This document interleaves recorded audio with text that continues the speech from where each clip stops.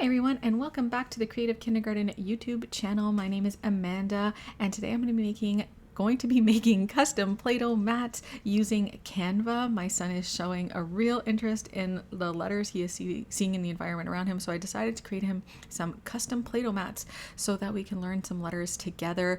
I start off with a letter B in this video, but I'm going to eventually make all of them. So if this is something that you'd like to create, follow along with me as I make the custom Play-Doh mats for my son. Alright, so I started off by opening a blank custom template with Canva, but it was 11 by 8.5, and then I added a text box and used KG Red Hands, which is a font that I custom downloaded, or I just downloaded and uploaded to Canva, but you can find any font that you like that works for you. And I'm playing around with the letter spacing so that the uppercase and lowercase are further away apart than right next to each other, just so that you can clearly distinguish between the two letters. And now I'm going to add an outline to the letter by going to Effects, click the outline, and I'm making it black because I want the outline to be black. And then the inside of the letter, I'm going to change to blue by changing the text color. Be blue. My son is currently obsessed with blue, so that's what we're doing.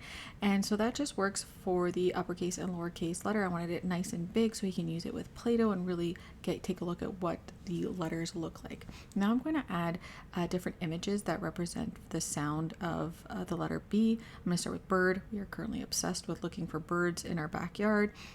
If you do not have the Canva Pro, you might be more limited in the images that you're able to select for this. But because I have Canva Blue, I'm reading the screen as I'm talking. If you do not have Canva Pro, it might be more limited in what you are able to choose from, but you'll have plenty of images to choose from no matter what. And so blueberries is another big, huge hit in the house right now. And bears, of course, is something that he always enjoys reading about and talking about. So just find images that are meaningful for your students, your child, whoever you're making the custom Play-Doh mats for. And I added them to the bottom of my page and kind of tried to make them around the same size so that it kind of balances it out. I decided that the blueberries didn't need this extra blueberry on the side later on just because it made that blueberry just look massive.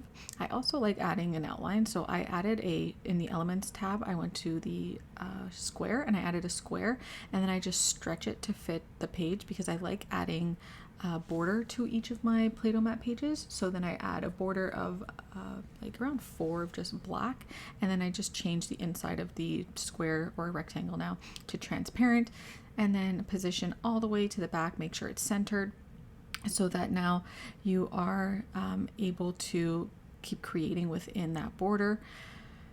Play around with how things fit on the page so that you like how it looks. So what I did, if you want to shift multiple things at once along the page, all you have to do is click on an image or whatever it is, and then hold down the shift key on your keypad and click on the next images that you want, and it'll highlight all of them. Now I'm adding the names of the images below them to add a little bit more print to the page, just exposing my child to as much print as I can is really helpful, and we can keep reusing these, so as he grows older as well, he'll be able to start looking at the different letters and the different sounds on the page. If for some reason Canva kept the alignment of the letters spaced out like I did for the uppercase and lowercase B at the top, so I fixed that I think later on in the video, but it's very spaced out right now. But you can fix that by going to the alignment. I'm just holding down and duplicating the text box so that I can just keep adding the names of the objects to each one of them. I like to make sure that they are aligned, so again, using that shift key and aligning, making sure that they're all aligned. And this is where I fix that letter spacing. For some reason Canva kept the letter spacing from the other text box when I did this one. And so now I am liking the way it looks. You can leave it as is. You can play around with it more.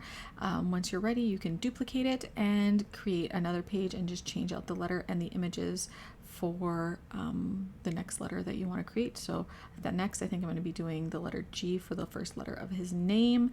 And that letter G will be green instead of blue. And I'll add a picture of him to that letter G page as well. And yeah, super easy to do, and you can make them for your students, you can make them for your own children, or whatever you plan on doing with them. Please let me know in the comments. I'd love to hear what you plan on doing, or if you have any questions, let me know and I will try my best to answer them. Thank you so much for joining me. Make sure you subscribe if you haven't already subscribed to the channel. I don't put out a ton of videos, but when I do, you'll be notified of them. If you are subscribed to my channel, don't forget to hit that like button if you enjoyed this video, and thank you so much for joining me. I hope you learned something new.